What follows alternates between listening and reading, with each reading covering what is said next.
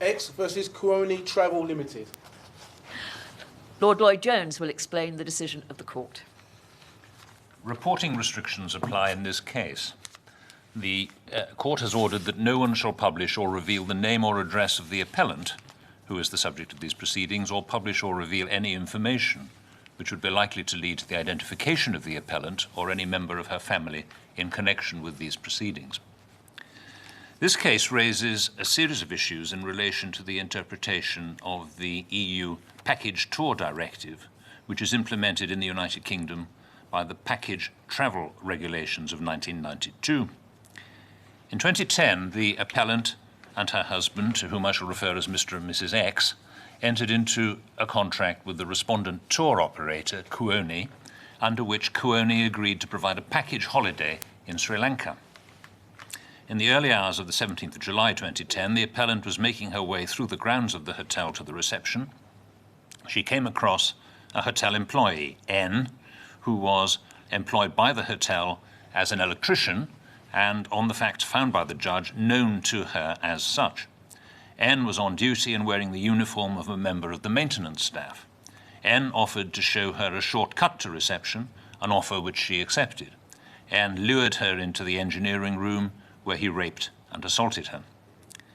Mrs. X brought proceedings in the courts of England and Wales claiming damages against Kuoni by reason of the rape and the assault. The claim is brought for breach of contract and/or under the 1992 regulations. In the High Court, His Honour Judge McKenna concluded that the contractual undertaking that holiday arrangements would be of a reasonable standard did not include a member of the maintenance team conducting a guest to reception.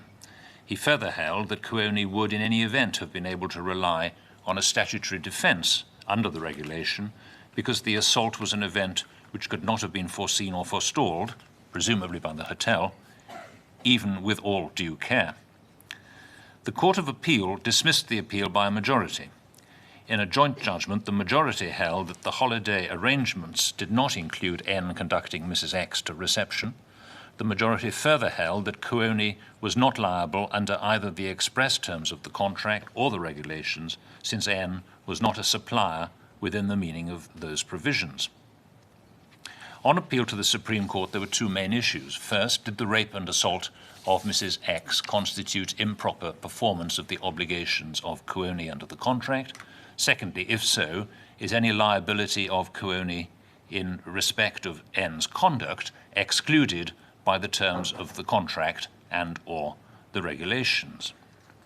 We've decided to refer certain questions to the Court of Justice of the European Union in Luxembourg for a preliminary ruling. For the purposes of this reference, the Court of Justice is asked to assume that guidance by a member of the hotel staff of Mrs. X to the reception was a service within the holiday arrangements which Kuoni had contracted to provide, and that the rape and assault constituted improper performance of the contract. In order to determine this appeal, specifically the second issue identified above, the Supreme Court refers the following questions to the Court of Justice. First, where there has been a failure to perform or an improper performance of the obligations arising under the contract of an organizer or retailer with a consumer to provide a package holiday to which the directive applies, and that failure to perform or improper performance is the result of the actions of an employee of a hotel company, which is a provider of services to which that contract relates. Is there scope for the application of the defence set out in the second part of the third alinea to Article 5? And if so, by which criteria is the National Court to assess whether that defence applies? Secondly, where an organiser or retailer enters into a contract with a consumer to provide a package holiday to which the directive applies, and where a hotel company provides services to which that contract relates, is an employee of that hotel company himself to be considered a supplier of services for the purposes of the defence under Article 5.2, third alinea of the directive. Felly mae'r Goruchaf Llys wedi penderfynu cyfeirio cwestiynau ynghylch dehongliad cyfraith yr Undeb Ewropeaidd I Llys Bern yr Undeb Ewropeaidd yn Luxembourg. I ddibenion yr atgyfeiriad hwn, gofynir I Llys Cyfiawnder yr Undeb Ewropeaidd dybio bod arweiniad gan aelod o staff y gwesti I Mrs. X i'r derbynfa yn wasanaeth o fewn y trefniadau gwyliau, a roedd Kuoni wedi ei gontractio i ddarperu, a bod y trais ac ymosodiad yn cyfateb i berfformiad amriodol o'r contract.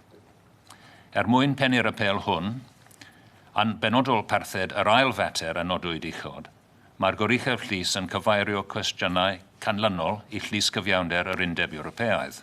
Yn gyntaf, ble cafwyd methiant i berfformio neu berfformiad amriodol o'r amrwymiadau yn codi dan gontract trefnydd neu fasnachwr gyda'r defnyddiwr i ddarparu gwyliau pecyn, a mae'r gyfarwyddeb yn berthnasol iddo, bod y methiant hwnnw i berfformio neu berfformiad amriodol yn ganlyniad i weithredoedd cyflogau neu gwmni gwesti sy'n darparwr gwasanaethau, a mae'r contract hwnnw yn berthnasol iddo, a oes gwmpas ar gyfer gweithredu amddiffyn a sefydlu'r yn erthygl 5, ac os felly, yn ôl pa faini prawf, ddylai'r llys genedlaethol asesu os yw'r amddiffyn hwnnw'n berthnasol.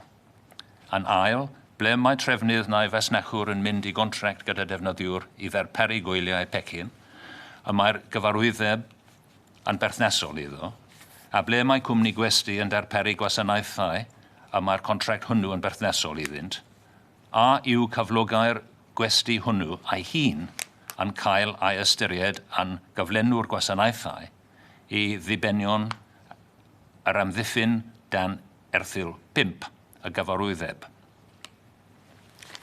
Thank you. Ac yr oedd fi'n credu. Dyma'r tro gyntaf i'r iaith Gymraeg cael ei defnyddio mewn achos neu dyfarniad yn goruchaf llys Deyrnas Unedig. I believe this is the first occasion on which Welsh has been used in a cause or matter in the Supreme Court of the United Kingdom. I believe that is correct. Thank you very much indeed. The court will now adjourn.